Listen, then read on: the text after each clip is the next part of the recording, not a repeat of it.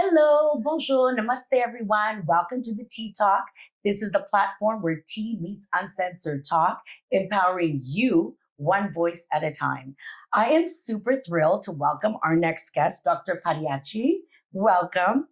Dr. Padiachy, if I can briefly introduce, is an internationally recognized doctor of natural medicine and founder of the Ramila Healing Arts Clinic in Ottawa.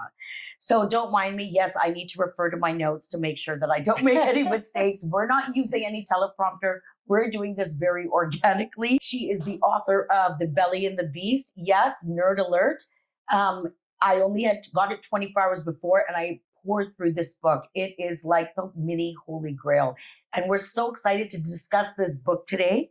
But what we're looking forward to is Dr. Padiachy to tell us about your journey and how you got there. I won't spill the beans now, but maybe we'll just dive right in. So everyone grab your chai and let's get ready to chat on the Tea Talk. Dr. Padiachy, is it okay if I call you Ramila? Absolutely. In case it comes out, I just wanted to make sure. No. But you're such a warm and wonderful person. Thank you. And I should add, before we launch into our first question, that many of you have come to me asking, what did you do? What happened? And I said, all will be revealed. Well, ladies and friends, and even my skeptics, this is my secret number one reveal. So, Dr. Padiachy, so tell us, your journey into natural medicine was deeply personal. And so what I wanted to ask you was, can you share what led to you pursuing this path? What brought you to this path? So I am originally from South Africa. Okay. And we immigrated to Canada. And then, of course, I had to rethink my career path once we got here. And, I had been struggling with this condition, with these conditions, I would say, for 15 years. Wow. So I would have yeast infections followed by UTIs, that's bladder infection. Right. And then each time the doctor would give me antibiotics and I'd ask, what's causing this? And all of them, I'd go from one doctor to another saying, we don't know. Women generally get this. But then eventually that led to a condition called dermographism.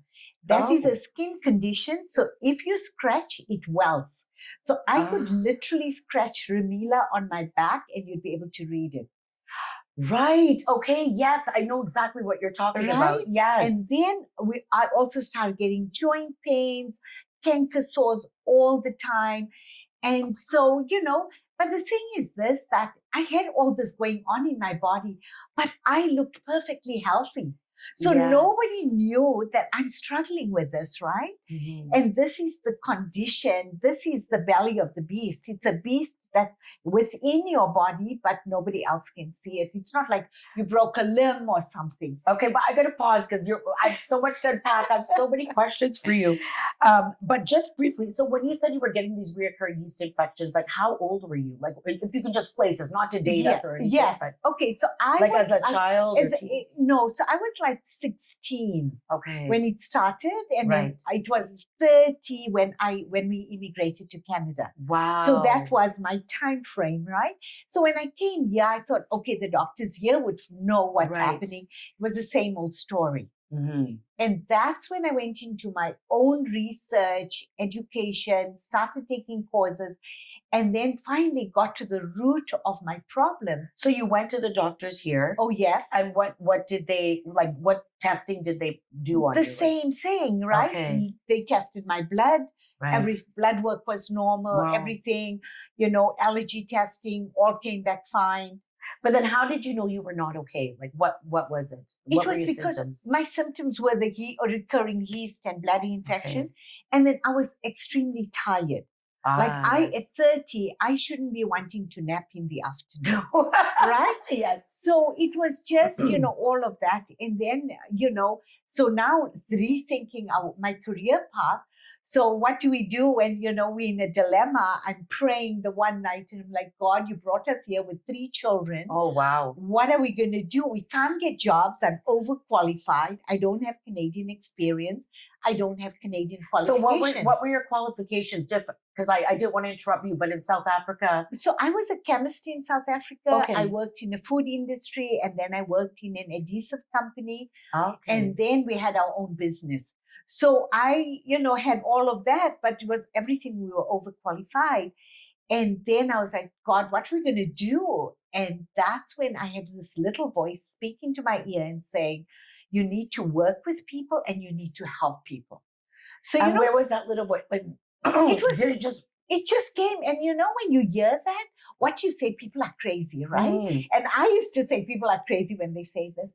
But honest to God, it was whatever it was saying this to me. No, because you know what it says when it comes to your moment of crisis. Now, you may not realize this, but immigrating to a new country, that's a kind of like a mini crisis. Like, I need to provide for my family. Exactly. And maybe that's where you just channeled into that energy and like you heard the messages. And that message, of course, led me to where I am today. Yes.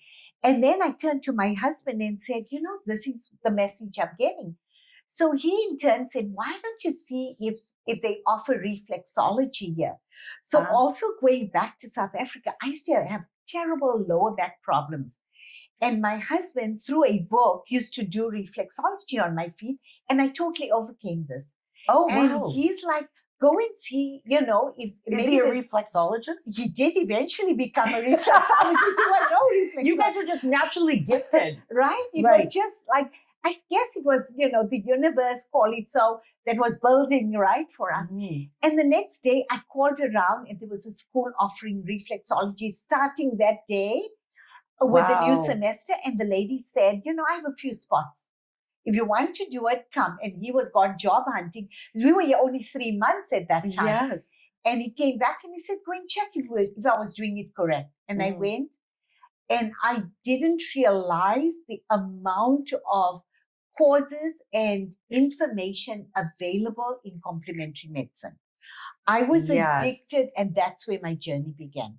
Wow. I have not stopped. So complementary meaning like functional medicine, like alternative healing. Alternative healing, all of this. And then I finished my reflexology. I got iridology, and it was like, what next? Then I did my naturopathic. Then I got my doctorate in acupuncture.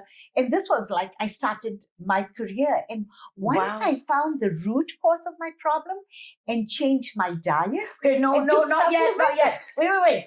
You're going too fast. I need to bring it back. So you did, I want to talk a little bit about how you sort of like, you discovered one thing and you empowered yourself. Yes. You took the power back. You're like, I've been suffering all these years.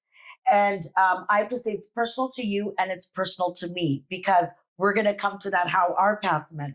But you were suffering. You discovered this. You thought reflexology started to help. But then I think it was in your book I read, mind you, I read it in like 30 minutes, but that there was one course you took or something. Yes. So nutrition was part of my certification. Okay. And the lecturer started speaking and talking about all these symptoms. And I'm going, this guy is psychic. Yes. He's talking about me. That's how I felt when I read your book. The whole video, I was like, oh my God, this is the story of my life. Yeah. Yes. And then I was like, that's me. So then I started the supplements to kill the beast. And then I started eating healthily because all this time when I was sick, no doctor asked me about my diet. Wow. And I'm vegetarian and people think vegetarian are healthy. I was eating as long as you're not eating carbs, again, bread thing to fill your hunger quickly. I was eating bread. Yeah. I was having 2 chocolate bars a day. I was drinking pop. I was doing all of that. I didn't know it was feeding the beast. Exactly. And then what did you, so, okay, so you're on this. And so you come here after 50 years of suffering, you're eating chocolate and everything. So when they didn't tell you and you felt something's wrong, did you just think, oh, maybe it's stress, maybe it's this? But Yes, I like, did. where did you hit the thing that, where is the beast? So the problem was, before I came to Canada, I started taking other courses as well, right? Okay. And I thought, okay, maybe I'll prepare myself for other career paths. I'll get a Right. job. Nothing was going into this brain. I know. It was a foggy. I'll read and go, what did I just read? And I thought, you know what? I thought, oh, I'm getting old. Imagine at 30, thinking I'm getting old, so I can't remember. Mm-hmm. And that's what happened. And so, so just changing. So it was like the most important, like yeast and bladder. I thought, okay, I can use antibiotics. I had no idea what antibiotics there was no were information. doing. Yeah, there was no information. But what was the breaking point for me was my skin, the dermographism, because every time I would scratch, it would welt and it would itch and wake me up at night. Yes. That was my most worst symptom, I would say. Like that was where it's like, I can't take this anymore. This anymore. Oh my. And so did you have eczema and all that? No, it wasn't eczema. It was just this dermographism. And it was so bad. And doctors, even in South Africa, said, we don't know what causes it. Okay. And stress exacerbates it. Yes. So I had all the stress coming here too, right? Yes, so, no, definitely. So then you took that nutrition course and that was your awakening? It was my awakening. Yeah. And from there, I went, if I can heal myself in 6 weeks, I was symptom-free. Wow. I said, 15 years I struggled. If 6 weeks I can heal myself, how many more people are struggling with this, especially women? Mm-hmm. And that's when I started just like devouring. And imagine, I had a foggy brain. And after that, I took all these courses. Because you felt the relief. My at the brain same time. fog was it's gone. Like clearing. I know. So I want to now turn to, that brought us, of course, to your healing clinic. So I'm just pausing you there, but so inspiring. That was so inspiring. And you, as we had mentioned in the introduction, after you healed, you dedicated like the last 30 years to doing the very thing. 32 years I'm doing 32 this. years. Yes. Now that is definitely something. But let's go back to, let's talk about the beast. Because I've kept it a little bit cached right now because they're wondering, well, what is the beast? Yes. We got you. Yeah. We're going to tell you what the beast is. So tell us, Ramila, what is the beast? The beast is an overgrowth of yeast in your body, in your gut. Yes. So it's called Candida albicans. Yes. And what it is, it's a single-celled organism that all of us have. All of us have that, at least 10% of it. Mm-hmm. So in the gut, we have good bacteria, and that is the bad bacteria, right? Right. So the good bacteria should be overpowering the bad. But when we take antibiotics, when we take certain medications, when we're under stress, when we're eating a lot of sugar, mm-hmm. that kills the good bacteria. And then this bad bacteria is opportunistic. Okay. It sees that the coast is clear and I can grow and overtake. And it's a single-celled organism, and it starts growing roots, and that's when it becomes fungal. And it can go to your joints and cause inflammation. It causes bloating. So people that eat and go, I don't know what's causing my bloating. I'm exercising, I'm eating okay, but there's something that's just causing me to bloat. And then it also goes to the brain and causes the foggy brain. Exactly. Like I remember at one point that I was like, I took a referral. I go, I'm going to go to a gynecologist. It must be I'm getting old or something, or my hormone. Twice they discharged me. They go, your hormones are very good. In fact, they're better than they should be for your age. And they're gone. I go, but I don't feel good. And I remember when she discharged me, I was almost in tears. I wrote her a letter saying, please don't discharge me. I'm telling you, it's my hormones, something. But she goes, but they're absolutely fine. And so it wasn't until that I was having all the symptoms. I had eczema, but all the symptoms. I had the reoccurring infections and growing up. And, one quote from your book, if I could just say, I loved how you said that, causing a hostess that you visualized the yeast morphing into an octopus whose tentacles invade the entire body. Yes. And I loved that analogy. Yes. I love that It analogy. is like an octopus. Imagine that starting here in all these tentacles. It's also, and one quote that you had is like a highlight is that you said that it penetrates the mucus lining of the digestive tract and creates holes in the walls of the gut. This is what is called the leaky gut syndrome. And everybody talks about leaky gut, Yes. but they don't understand They didn't it, fully right? understand They it. don't. And this is where the problem starts. And then when we have these holes causing the leaky gut, that's when you get an irritable bowel syndrome. Right. That's where undigested protein molecules are going into your bloodstream. I suffered from that for years. And I went to so many doctors and nobody, they were just like, fiber, eat this. But, right. But the thing is that the root cause, right? The root. So this is it. I get to the root cause of the problem. I go upstream to see where the symptoms are. The symptoms are downstream. Right. You have to go upstream to find out what's causing the symptoms. Well, exactly. And I just noticed, I want to talk a little bit. So we did the candida. You mentioned the weight gain. I really want to take a second to talk about the inflammation. Yes. And what that does to you and where that affects you in your body and in your mind, along with the food sensitivities. But why don't we start with the inflammation? Okay, so the inflammation, remember I said we have all these roots, right? Right. So what would cause the inflammation is your immune system responding to something. Okay. So what feeds the yeast or the beast? We'll continue saying the beast, meaning the yeast. So what feeds it? Sugar. Yes. Dairy. Yeast. So breads. We all love bread. So the bread that has the yeast, when you bake with yeast, how it grows. Yes. You add sugar and it grows. That's exactly what's happening in the gut. Well, exactly. And I found over as time went on and I had my first child, first I couldn't tolerate any more milk. Because then I thought, it's calcium. Oh, you're lactose. No, it was the beast. And then I couldn't, then I went gluten. I go, maybe it's the thing, but it wasn't the gluten. It was the yeast. And it's such a difficult battle. And it brings me to, it kind of follows into the next question that, what about the type of food that we're consuming? Are you concerned? We are. We're consuming denatured food. There's no nutrients in our soils anymore. But it's even genetically right down to the seed. Exactly. It's genetically modified and we're putting this into our bodies. There's all this glyphosate that's sprayed on the foods, right? On all these grains. So we're eating denatured food. And it builds up over time. And that makes me worry for our children. Absolutely. Because our parents came, they didn't have any information. They thought we're buying fresh vegetables, we're cooking food. But I mean, it's $1 billion business and it's going right down. And we need to I feel we need to raise awareness about it, that, the food we're consuming and how to eat healthy.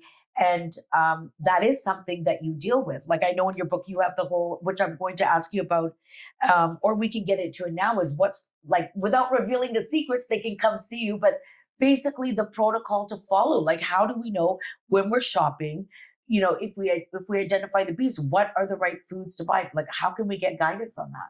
So, I have a lot of guidance. Do you offer guidance? Yes. So I do, and in my book, I know I you have did a lot. For me too, yes. But when people see me, I have a roadmap because there are certain foods that I take away.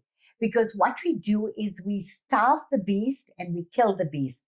How we kill the beast is using supplements, using herbs, using all of that. But we need to starve it from the foods that feed it. Yes. So I do give a proper guideline, a roadmap of what to eat for breakfast. If you are having snacks, what to have, lunch, dinners. That's so important because, many times people come and see me and they said, we saw someone else and they said, I have this condition, but I don't know what to eat now. I know. So I know because we're so used to our bad habits. Right. But also if you take foods away, how would a layperson know now how do I substitute this, right? So because I went through my own journey, I'm so concerned and I just want to do everything for people. No, you offered me so much guidance. I mean, I was sitting there and I was like, oh, okay. And I eat healthy, But I Yes. was at the stage at like, I'm working out, I was That's doing right. yoga, but I couldn't get rid of that stubborn fat. And, I'm trying to do all this stuff. And then suddenly, like once we identified the issue, it's like the food sensitivities became so strong, like my body would respond. And I could feel that it was so endemic in me that the first time you gave me a protocol, I couldn't get out of my bed for the first 24 hours. I was literally, the detox was crazy. I was shivering. I was shivering for 24 hours. I couldn't move. That's how much it was in me, Right. like endemic. Right.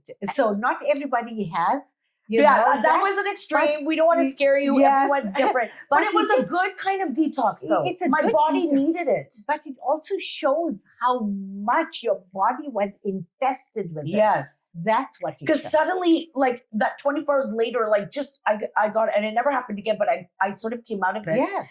And everything was so much clearer. And I was like, okay, so it's not my hormones, it's not this. So it was just, I almost cried from relief. Yes. And then when the inflammation came down, everyone's asking me, oh my God, what have you been doing? I'm getting DMs. Are you aging in reverse? What is this? What is that? And the truth is I hadn't worked out or done any weight. So that's the big secret is my inflammation came down. My face slimmed down. Like it's just my body, the bloat. That's right. The bloat. I just, oh my God, it was such a, I'm still on the journey, but it was like, I almost cried from relief because something finally worked. Yes. Yes. Yes. And so if I can ask you a little bit about the food sensitivities, what do you do the food sensitivities test? Yes. And so at what point in the protocol do you start to look at the food sensitivities? Is there any specific time? No, there's no specific time because sometimes people come to me to do food sensitivities first. And then, I know when I'm seeing certain sensitivities that they most probably have the beast, right? And then I would recommend that they come for a consult and do that. Okay. But if people come for a consult, then usually after a month, I'll say, let's do it because the detox wouldn't affect it. Right. So it will be there anyway. Okay. So then we do the food sensitivity. And then the other thing we do as well, we reverse food sensitivities as well. So it's not like, oh my goodness, I have the sensitivity.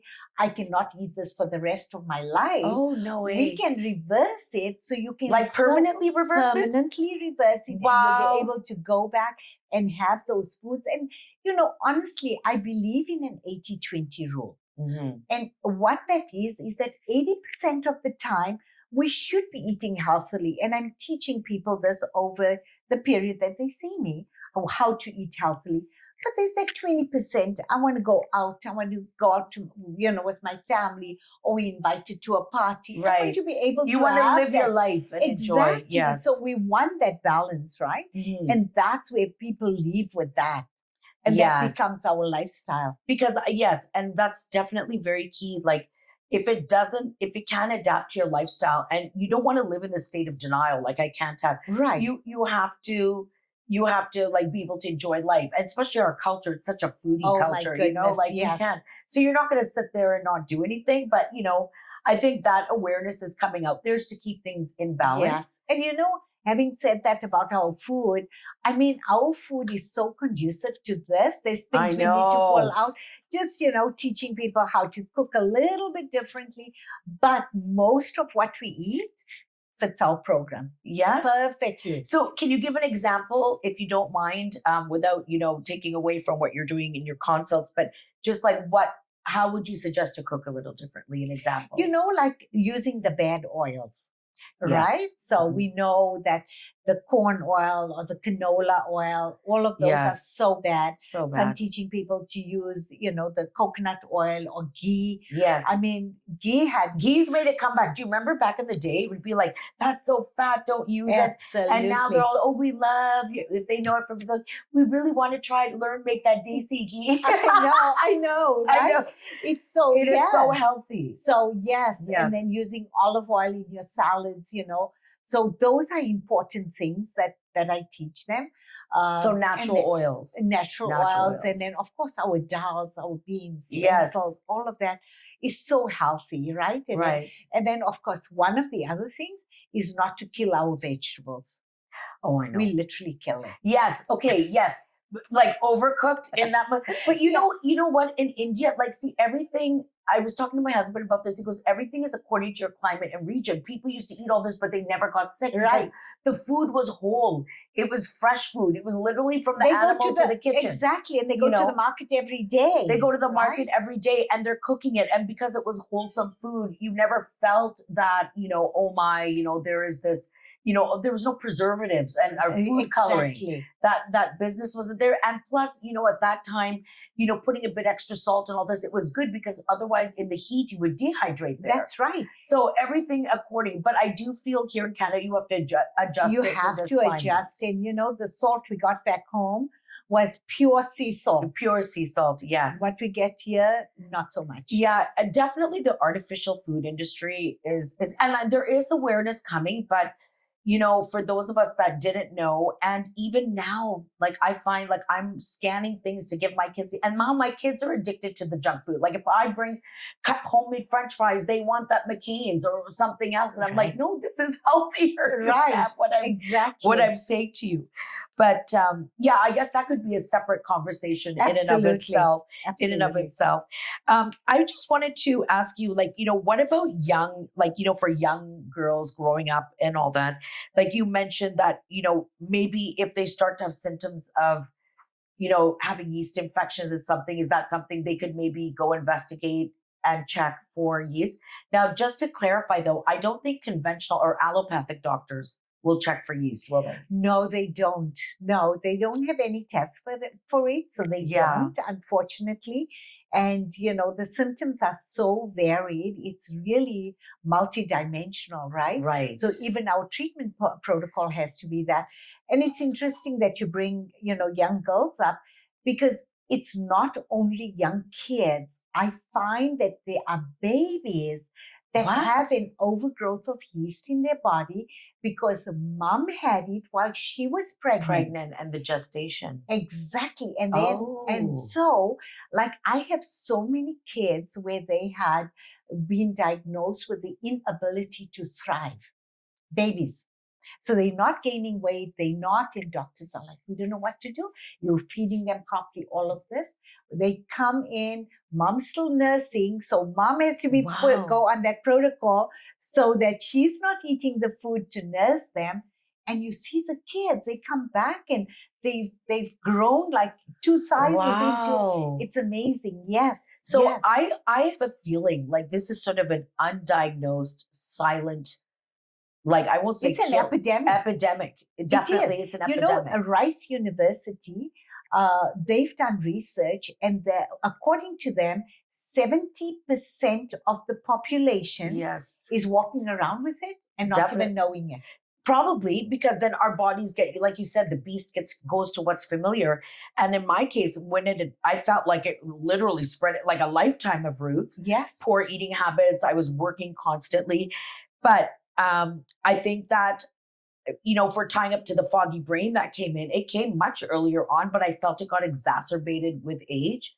And which should bring me to, who is our beast linked to? And let's talk about the gut-brain control. Right. Okay. Yes. So I wanted to talk about, I noticed you're the ENS. Yes. So can you tell us about that? Yes. So, the gut is now called the second brain.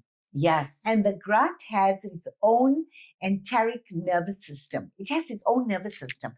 The central nervous system that we all know. There's the central, then the parasympathetic. Is the brain and the spinal cord. Yeah. But this has its own. And the thing is, it is connected. The two are connected by the vagus nerve. And we always speak about, I have this gut feeling. Yes. Right? Yes. That is actually, the gut is directly connected to the brain. And we've always thought that it was the brain that was sending messages to the gut. And now research is showing it's the gut through the vagus nerve sending messages up to the brain. And it really is a beast though, because it's not as sophisticated as the brain. So it just is like food, this, attack. And it makes us crave it, right? It makes us crave it. And it makes you crave. It possesses you. It does. And makes you crave sugar. And sugar is activated, like the brain, the same area that's activated by the cocaine, those drugs, Yes. sugar is activated by Right, excitement. that comfort food, that stress eating. Exactly the same area. Yeah, okay, that is straight. So, like, you know how where there will be a map of the like central nervous CNS and all that? Like, can they actually map like the whole gut Yes. attaching to your vagus nerve and going? Yes. Wow. Yes. Okay. Yeah. Yeah, it's just like I think as we're getting older, like definitely we're educating on gut health, but gut health is almost the health. That is the number one because it's not just, who would have thought? I knew that women can get, UTIs or yeast infections. I never had UTIs, but I did get it when I was like, and ironically, very stressed. But just the fact that it permeates like every aspect of your being and literally can debilitate you. Yes, You know, because the gut is really at the core of all our diseases. And if you're not going and you're not having bowel movements, those toxins are being recycled back into the liver. I mean, the body, it's not just, sometimes you think, oh, this organ and that organ. No, it's all connected.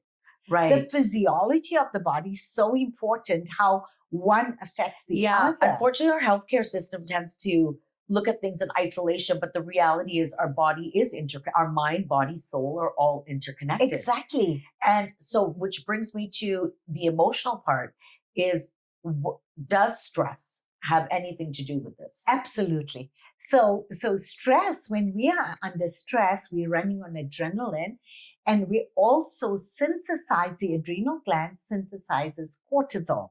Right. Cortisol is anti-inflammatory, so it's a good thing. Yes. But it's also very bad, right? Okay. If we have too much, let's break that down. Because all of us are running on adrenaline these days, right? So we all synthesizing juggling cortisol. This, that, multiple roles. Absolutely. And especially women.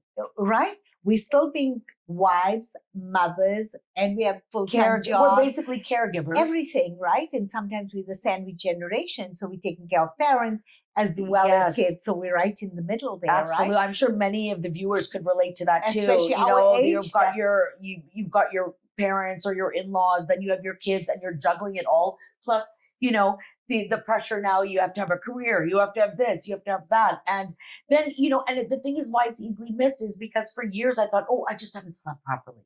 Oh, I didn't eat properly. Right. Oh, you know what I mean? Oh, work has been busy or something. So you just, I never, for me, would have thought it was the yeast. Right. And not even that, like, I just remember that when I first, my friend and pastor name, shout out to Mandeep from Naya Boutique. I should plug her too. Mandeep's my friend too. Yeah, I know. And we were just talking, and the thing is, I noticed she was looking really good. And I said to her, like, a very dear friend, I have a lot of respect for her. And I said, I went to her and I go, you are looking really good. What are you doing? And, then she told me, and I said, I've not been feeling myself. And she suggested, holistic. Okay. Still, it took me a year to come to you. Oh my goodness. Because we never prioritize ourselves. Yes. And I go, okay, forget it. I don't know if I believe in this and this and this and that.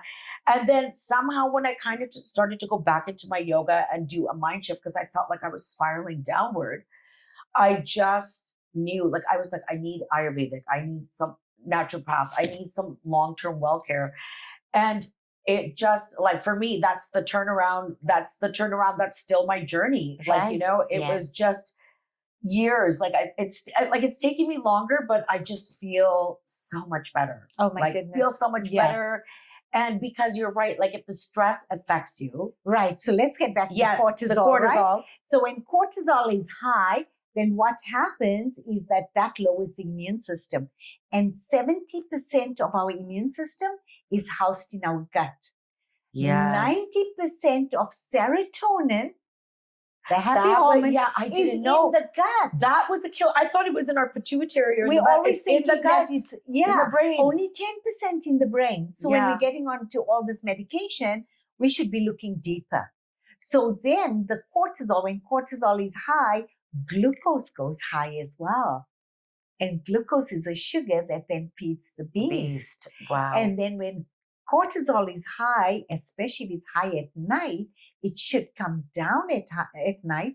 But if it's high, then melatonin is low. If cortisol is high, our female hormones are low. So you Wow. can see there's such a correlation. How can we dissect the body and say this organ and that organ or that gland? It's all connected. It's so Okay. connected. But the thing is, though, what's curious to me is that these symptoms, like for example, when I get it, I'm sorry, I didn't mean to interrupt you. You say That's something, I'm like, yes, I gotta do this. Like, it triggers me. I'm like, when like this could be mistaken for like menopause symptoms. Exactly. Right? I see people all the time coming in, it's menopause or it's depression or Right. whatever. And sometimes it's adrenal fatigue because they just in fight and flight. They in sympathetic mode. They never get into Right. parasympathetic. So going to the root cause really helps us identify, like not everybody has the beast. Right. There's different things, right? Yeah. So when they come to me and I'm looking for the root cause, and sometimes it's just adrenal fatigue.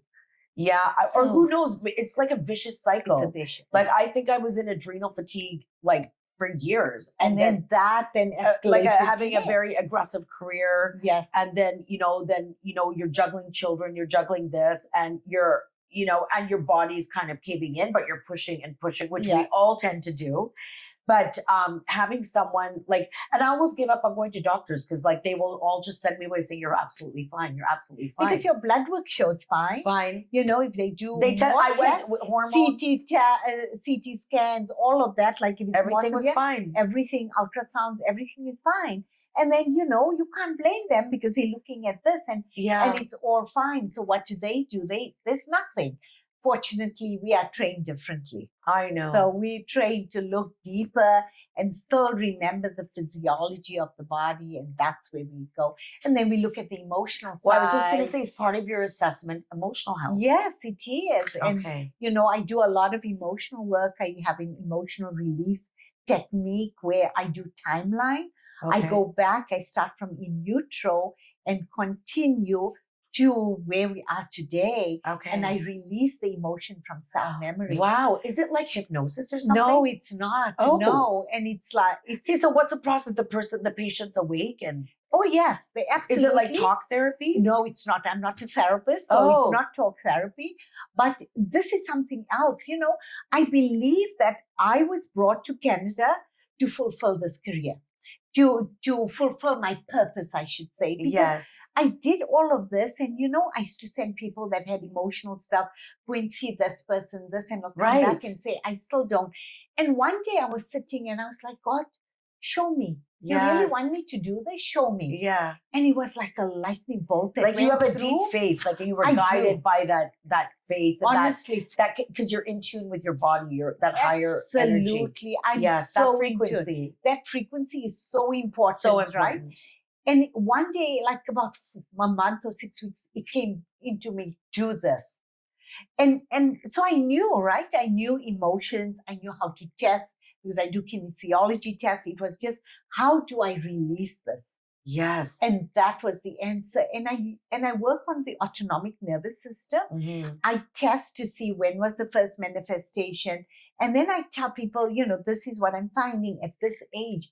I don't know people's life history. Wow. And they always shocked, like, how did you know this? Because it is like exactly at that age they can identify when, something happened. But so how does the test identify that? Because I'm asking your subconscious. I'm talking to your body, asking when was the first manifestation of, say, anger in the body, or fear, or guilt, or whatever it is. And many times that can even go right up to birth.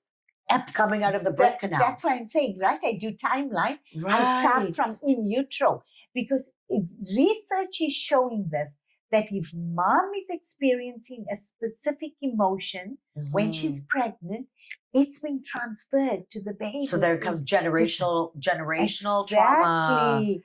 And so I start. It's all connected. Yes. Wow. Yes. Okay. And so that in itself, is another factor, right? So it's the emotional, it's the physical, and then the spiritual, right? It's so important. It's not religion, right? Spirituality is not No. It's your inner That energy, growth. it's energy. It's that energy, the higher energy within you. Exactly. I And call it that consciousness. the consciousness, the inner growth, right? Mhm. And then, just giving people ideas what to do. Like Yes, people are lost. just guiding. Like I think that's what drew me to yoga many years ago. And then even coming back to you and reducing my inflammation, I then realized, you know what? You need to go back and do some emotional work because I was spiraling down. I could feel that like I wasn't myself going out. And I was just very defensive. Like I was like, in guard because I was hurting. I was hurting. And I realized that part of this sort of opened that like part of, I guess, my own emotional release, like just meditating daily, Awareness, right? awareness, self-awareness, getting back into the Yes. zone Yeah. and making some serious changes in my life. And like this was like a culmination, but it's all interrelated. Like you said, it's all part of a journey. It's a part Right. of a journey. It has to be mind, body, soul, Right. and patience. Yes. Yes. There's no one fixed pill that's going to do it. No. It takes a lot of and hard it's work. a journey, right? It's a journey. Depending on how long we've had it, it's Yes. a journey, right? And the other thing is like, what is that self-growth for us? Yes, doing yoga, doing meditation, doing, doing breath work, pranayama, doing breath work. It's so important. So healthy. And then the most important is gratitude. Gratitude. Oh my Affirmations. God. I know in your book you mentioned Yes. gratitude, affirmations. Affirmations is the beginning of changing our thoughts. Right? The importance of words and the Yes. importance of self-talk. Oh my Because God. I had so much negative self-talk. We all do. I didn't realize, and then I also was in a career where like I'm meticulous about everything. So even if everyone said this was excellent, I never believed them. I could not even take a compliment. And that's how it translates to you emotionally, and you get a psychophysiological response. Absolutely. Right? It like opens, like it unearths your whole being. Yes. And so the importance of words. The importance of words. And I like that you said, you couldn't even accept a compliment. I couldn't.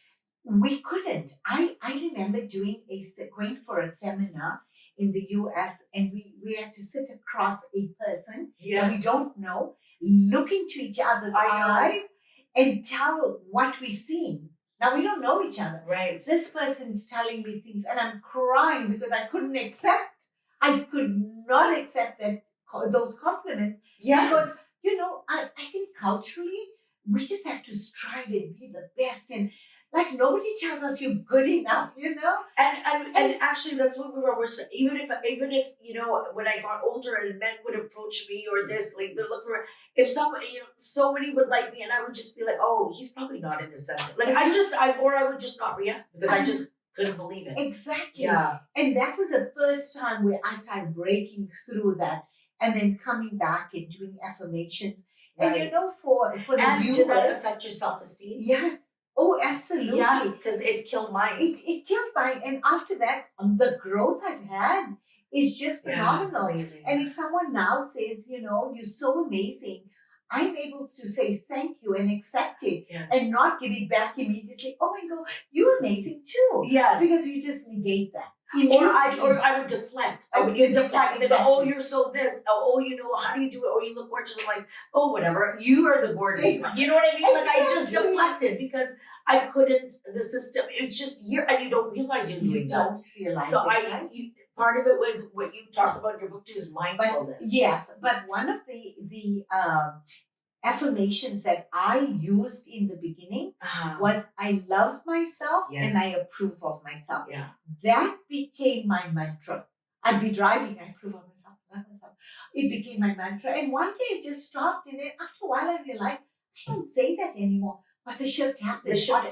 Automatically it happened. And it was the shift. And you know what? I know it may seem a lot to the viewers. They're like, but part of the Teatok and part of empowering is I'm very strong about my pillars, which are like affirmation, empowerment, and promoting like mindfulness practices. So all that aspects are there. You can pop onto anything and see.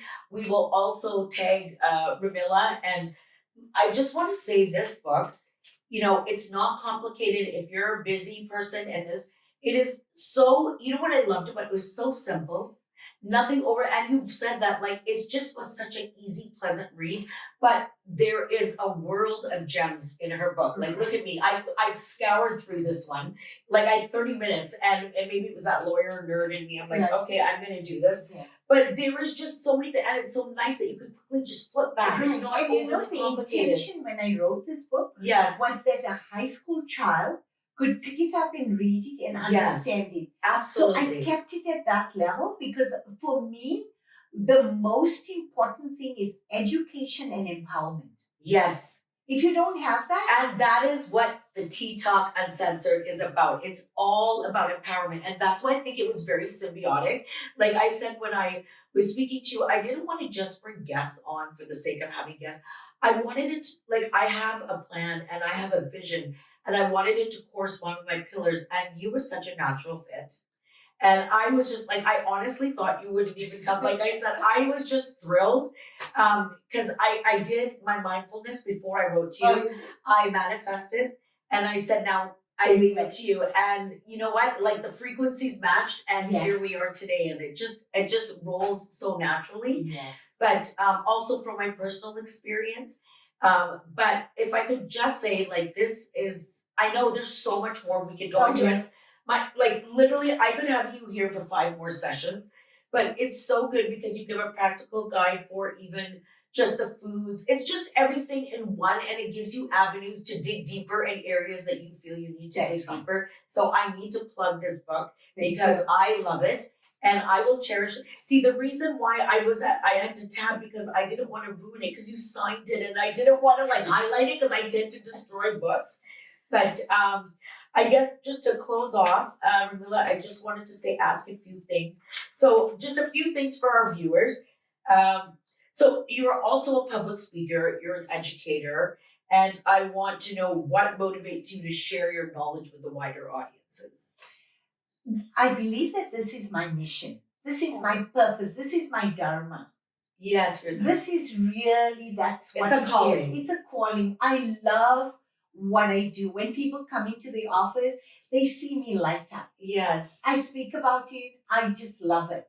Like, I'm 65 and my patients are like, are you going to retire? You look fantastic. No. Like, look at, hello. This is like healthy eating. I can't believe it. And that was one thing. I remember when you said I'm 65, I'm like, okay, if that's what you look like, I'm going to do whatever protocol you want me to go on. So no, that is amazing. That's so inspirational. Thank you. But so that is the thing. And I can't see myself retiring.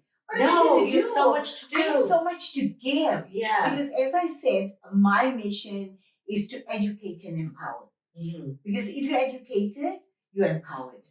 Absolutely. Yeah. That is like a mantra of mine. Yes. Like I literally, it is the essence of my being. Like, I firmly believe in that. And especially in encouraging young girls, motivating them. Absolutely. When we mentor them and all that. I just think it's so essential because at that age, if we had someone to just give us, to hold our hand and say, you got this, you're going to be fine. It's just so, it can change your life. Absolutely. It can change your life. Absolutely. And if you were reflecting on someone who's considering a path of natural medicine, for example, what would you encourage them? Do you think? I would absolutely encourage them, especially if you're into health, you're wanting to help people, if you're on your own journey. Yes. You speak from the heart.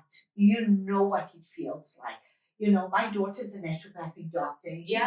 She was 9 years old and she said, Mom, I'm going to be a naturopath and then I'll take over all your patients. And she does come in and do some of that. But, it is so important. Yes, you'll be so fulfilled in your career. Yes. Absolutely. So it's like you said, your calling. Or, when I started to do my transition, it just unearthed my entire life. And, for many years I was practicing, I was doing this one thing, and you could get comfortable. And I knew nobody would support me. So I just stayed quiet about it, because in healing the body, you realize you need to do the inner work. And it's not easy. Right. So it's a commitment. And then I realized if I do that inner work and try to heal my body and recover from everything, then I need to learn how to be present, and I need to maybe take a break from that fast-paced career thing I was chasing, because when that shift occurs, you realize time is irrelevant, Yes. space is irrelevant, and worrying about the future and looking into the past is just being now. And many people ask me what's meditation. I don't know if that's your experience, but I finally, in doing it, really practicing myself, it's like coming to that state of nothingness, Of stillness. stillness. And meditation is not about us sitting No. like this. Meditation, and I write this in my book, it could be going for a walk by yourself in the stillness and getting lost. And there's no thought, it's just quiet. Yes. And you're doing that. Or just taking in the sounds of the universe. Exactly. And letting it flow, like being one, becoming one. Yes, and not having this mind, this racing mind. Yes. That is meditation. Right. And that's so important to know, because everyone's like, oh, I can't meditate, I've got to sit down. Sometimes I'll sit down. Sometimes I need to yoga. Yes. So then I just do a mindful practice. Like I'm into it. Like it's just, you have to listen. Once you become in tune with your body, you respect your body. And you did write in your book too, I remember, like when you treat your body as your temple. Yes. You know, as part of you. And that's also very much part of what our culture and Absolutely. spirituality says too, and very in sync with yoga or Yes. these type of practices, that it's all about the mind, the body, you know, what is it, mind, body, and our soul. But what is key about this is you're like, in the body, it's not just the brain or the heart, it's the gut, it's the beast. And we need to look at that first, right? Like Yes. to really, Yes. really give it a hard examination. Like it literally can take, and it can really, it over a lifetime, it's a slow crawl. Like, It's you a know? slow crawl because it starts here, right? So you're Yes. feeling that. But then because it's connected to the brain and you're thinking, why am I having all this depression? Why am I having anxiety? It's coming from through the vagus nerve here. So this is the core again, Yes, right? yes. You really, really, really have to, and inflammation is the root cause of all diseases. And inflammation is coming from here again. So like over that year, I just, like when the inflammation came down, you know, everything, the face, and everyone thought I was like, I lost some, and I really haven't. No. I just deflated. That's what happened, is I deflated. And exactly. like it was, I can't stress it enough. And I really suspect if anyone out there, anyone feels, because the symptoms can be masked by like hormones or things like that, if you're in that age, or even if you're going through puberty, young girls, like if you're seeing someone that are like babies. Oh, absolutely. Honestly. Yeah. I see babies. So pay attention to the gut, and which could be a nice way to round off, Ramila, is that if we do 5 takeaways that we want our viewers, maybe I can say one, you tell me if it's Okay. yes. And so you mentioned one, and I'll just reiterate that. Like number 1 can be education and empowerment. Absolutely. Yes. And if you feed the body the right nutrients, yes, the body has the capacity of healing itself. So the gut-brain health. The gut-brain health, but the proper nutrients to feed your cells. Okay. We have the capacity, the Yes. body has the capacity of healing itself. Yes. So don't give that power away. Very important. Very important. So that comes into the mind, body, soul connection, that when you feel like I'm never going to get better, negative self-talk, or you feel like there's no hope, I need a one fixed drug. No, you have to understand that when you make that shift, that everything is within you, the universe. So you have the power. So Yes. don't give that away. Don't give that. Is such an important and Yes. profound message. Yes. Yes. And then another one is gratitude. Yes. Research is showing that when we have gratitude, it is compounded 100 times. Yes. Like Because this. your frequency, you easily come into that state of meditation. Do you find your frequency also raises? Like, absolutely. Like when so I have a routine in the morning. yes. And do share. Can we hear your more? I love morning routines with the lady. This is the tea part. So no, do share yeah. good morning So routine. I do, I do yoga. I do follow Sadhguru. So Yes, no, that's so I okay. work with Sadhguru. Yes. So I do Sadhguru's Isha, the Yes, meditation, yes, I right? know a lot of people. So I do all of that. I do the Upa Yoga, and then I do 15 to 20 minutes of pure breath work.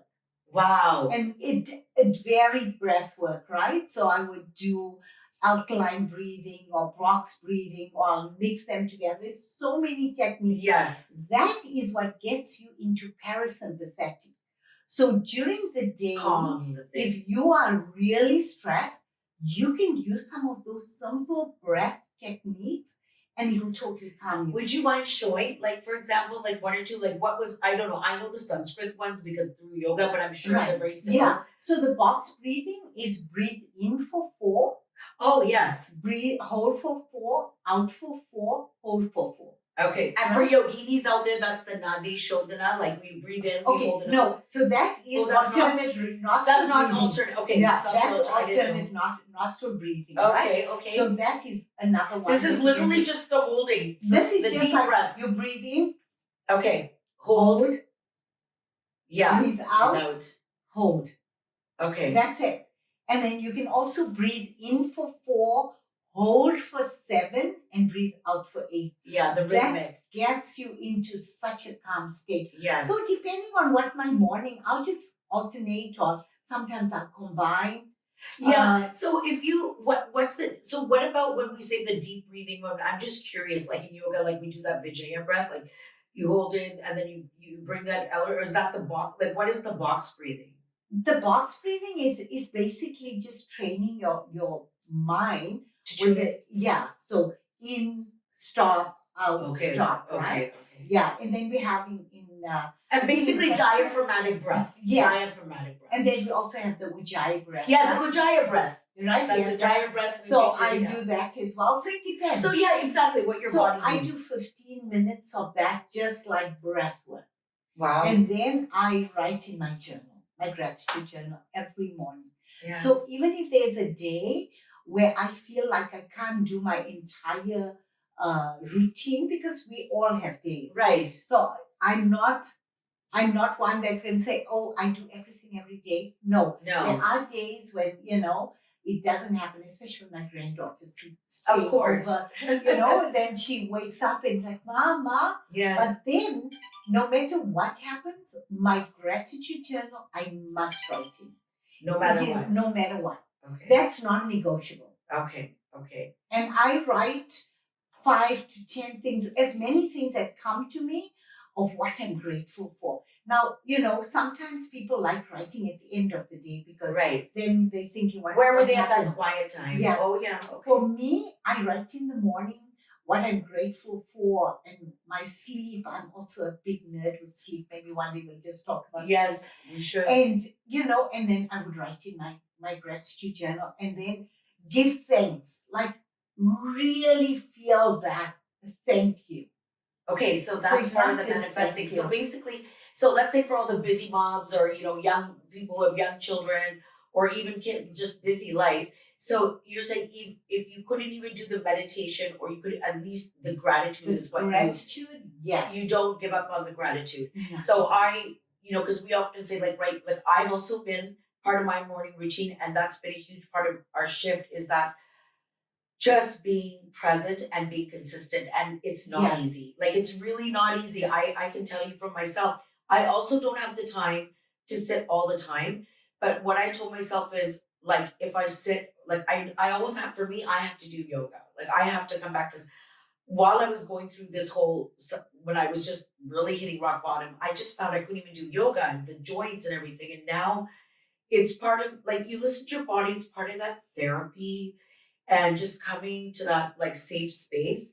So I'm not great at the journaling part, I do confess. But at least I told myself name 3 things you're grateful for. You know what? I tell people to do that. Okay. 3 things. Start with 3. Yeah. And then you'll just keep doing it, and then automatically it will just happen. Oh, yes. That, oh my God, there's so many more things I'm grateful for. So many more things I'm grateful for. Yeah. And this is manifesting, and it's giving back, and it's just, You start I your know. day off so positively. It does. And that raises your vibration. It does. And when you raise your vibration and Yeah. you're in contact with people, they would feel it.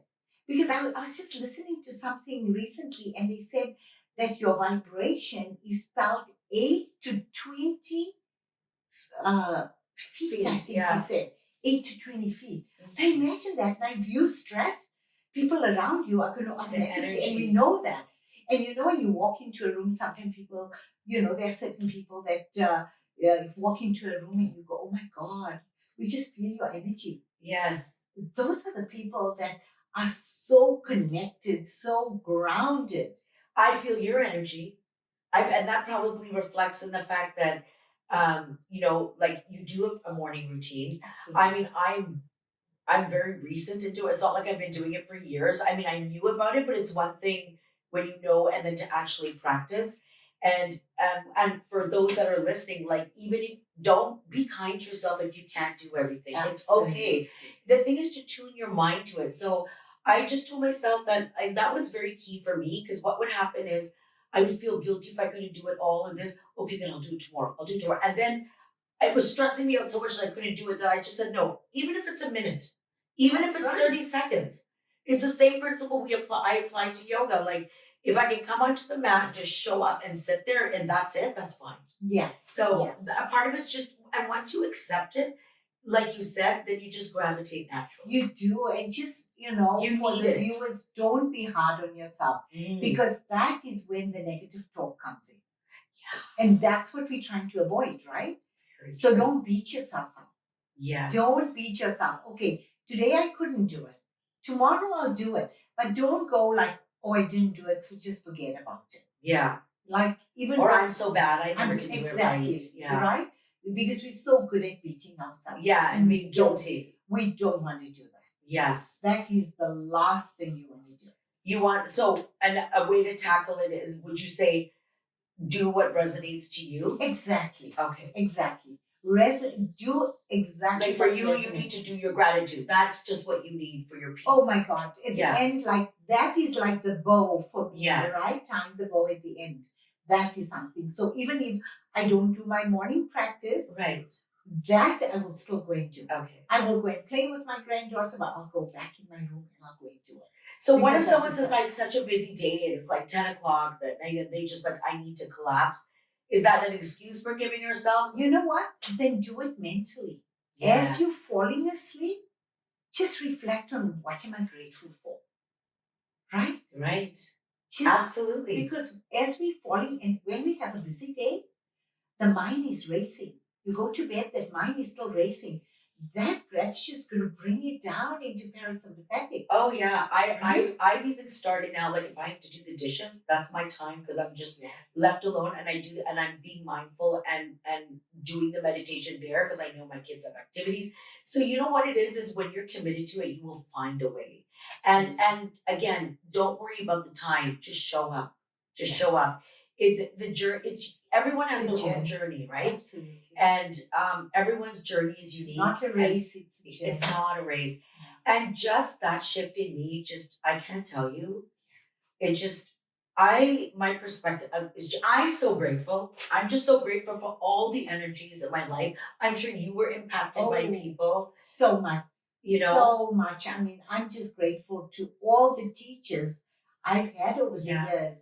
They taught me all these things. Yes. Because I didn't know all this, right? I'm still on the learning curve. Yeah. Like I'm finding I learn every day. I'm still learning. I learn every day. After 34 years, I'm still learning. I know. I've never stopped learning.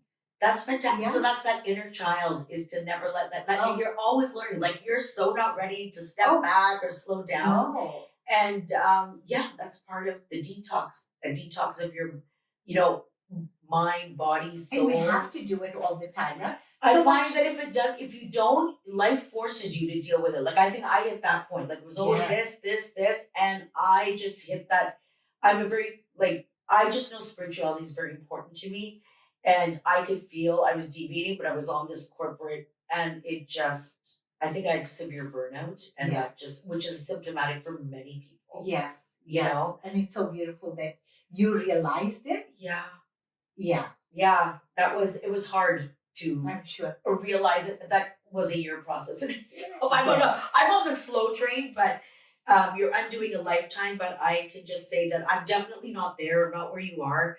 But I can't tell you it's life changing to these small things. And you also start attracting or connecting. I've reconnected with Yes. friends on that level, and I'm meeting a whole new person. There's just a whole. Did you go through that? Yes, absolutely. Because you're attracting like-minded people. Yeah, And you want those deep conversations. right. That's so important now. It's so important. And Yeah. so that whole partying and all that stuff, that's one way. But, I kind of found myself withdrawing because I was using that time to work on myself, and then your interests kind of shift. It does. Not that you don't care, We but don't- it's just we you. don't- It's not nobody else's. It's you're changing. It's yours. That's why I say that's what spirituality is. It's Your your inner growth. Yes, Right? your growth. And we're not, we're not saying other people are bad for not knowing this, or we're not judging them. Right. It's just, it's your time. And when that time comes, you're just drawn. It's just like you've been picked up and said, Absolutely. you need to go there, right? You need to go there. And then all the resources come, Yes. right? Yeah. Oh, Oh my God. Even doing this journey, I mean, many people know it was in my head for 5 years. Then I was like, I won't have time. Oh, I have to these cases. Oh, I have that. And then when I was ready, something came to me. I thought I would launch. I put a thing, and then I was like, I'm not ready yet. I'm not ready yet because you need to live. I felt you like for what I wanted, you need to live and be what you speak and what you're authentic. when you do authentic, that. which is another pillar of the Teatok is being authentic. It really is. It's empowerment, being authentic. So to be authentic, I need to be authentic to myself. I need to show up for myself first. Absolutely. And it was just a combination of things. And during this process, it's just for me to even come out, and I didn't care about views. I didn't care about anything. I just was like, you feel like you said the calling. Yes. Like, this is what I need to do. And then as I was healing, the belief that maybe I can do it, and maybe there is, if it can help one other person out there, Exactly. then you feel like that's the reward, Exactly. right? Just one person, you make a difference. Like, for me, I know we're running out of time. I know you've made a difference to so many Oh people. my God. This one story, Yeah. if we have time. for Yes, it. please. There was this girl, she was 9 years old and she came from Montreal. She was also South Indian. Okay. Right? And South Asian, I should say. And the parents brought her. She was quadriplegic. I say was quadriplegic. Wow. She had over 10 seizures a day. She was in a wheelchair. And they, told me what was happening with her. So I said, okay, coming on a Saturday, I will take you, because he's driving in from Montreal with this little Right, girl. right, And, yes. I knew they needed more time. And when I looked at her, I thought, what am I going to do with her? It's Right. beyond me. Like, Yes. she's quadriplegic, she's all of this. And I said to the mother, the testing I do will show me root causes. I don't know where we'll go with this. Okay. But let's see what comes up. So certain things came up and I treated her. And then they came back and the mom says she's so much calmer. Wow. And then it came and then she started getting better. Okay. And her seizures started getting less and less. So I think by that time, in 3 months, she was getting like 2 seizures, short ones, just like that. At the end of 3 months, the mother said, what do we do now? Because I always say it takes 3 months to turn the body around. Right. So at the end of 3 months, she says, now what do we do? I said, see, we use the formula, 3 months to turn the body around, and then 1 month for every year you have the problem. She's 9. Her name is Richa. Richa's 9 more months. Let's see where it goes. If you were to invest in her, just in these things, because I was feeding the brain as well, and she used to see her specialist, and whenever she saw he would increase one medication, decrease. Next time he would do the opposite. Right. And he never touched her, never nothing. She'd be sleeping, then he'll just do this. So then, about 2 months into that, the mom called. She said, we're coming for a checkup. Richa's walking. So what happened? I said, walking. She goes, yeah, she's walking. So I thought they're holding her, but even that would have been Yes, so even that much. would be a step up. Yeah. And at that time, I wasn't in the office. You saw me. It was upstairs. It was another office I was renting. I had to walk up the stairs, and then if I had my door open, like right straight ahead, then from the stairs, the passageway was this way. And it was Saturday, so nobody else was in the other offices. So I had my door open. They brought her up and they left her, and this child just waddled by herself. She didn't know she came into my office. Wow. It was straight and the door was open. But so what is it that like? So she became more calm. Was she stressed out from the seizures? She was stressed out, all of this. But there was an area of the brain called the cerebellum that I Right. found an imbalance in, and I started feeding that area. So that's nutrients. what you're testing. Right. When you do testing for root causes, is it like I'm testing the whole body. a saliva? Like what are No. you doing? And like I test Like you did me? Yes. So I test all your organs. I test for organisms. I felt like my grandma. I go, that's how my grandma used to check if I was okay. No, it's amazing. And so I checked the brain and it was the cerebellum. So I said, these are nutrients that feed the cerebellum. And as I test, I'm testing if that is okay. Right. That's all I did with her. Wow. That's all I did with her. And she was walking. Wow, that's such an amazing story. It's giving me goosebumps. I think I was 4 or 5 years into my practice. Okay. And I said at that time, God, if this is the only thing I had to do, the only person, I'm done. That was it. You know what I mean? Oh, absolutely. And that was, oh my God. Amazing that I had that, because it was, imagine that, like, they didn't have to be carrying her all over. Oh, wow. And what about her life too? Exactly. That gave me goosebumps. Well, thank you for sharing that. Oh my God. Yeah, that's it. So thank you for that. That was so informative. And, in summary of the entire, just to tie a bow on the conversation, because there's just so much in everything that you've said and the wisdom you're sharing. If you had to share with our viewers, what are 5 or whatever, how many ever key takeaways that you would say, like, just remember these like 4 or 5 things and then do it when you can. Okay. So remember that knowledge is empowerment. Yeah. So educate yourself on your health. Just don't accept that, this happens because you're this age or everybody gets it. Educate yourself. Very, very important, because your health is your responsibility. Right. Not someone else's, right? So be your own advocate. Absolutely. And also, we didn't speak about this, but make sure you have enough water. Water is so important, right? That would be another takeaway, because we forget when we are busy. Write in your gratitude journal. Yes. So important. Yes. That is going to amplify everything in your life. So gratitude journal is one. And we should not forget whatever we have here, the gut brain health. That's right. Very important. Very important. Yes. So the root of everything is in your gut. So make sure that the gut is working properly. Eat enough fiber. Make sure that you're having enough bowel movements. All of this, right? So whole health, like diet. Diet, very important. And then the emotional part, like the spiritual part. Yes. Right?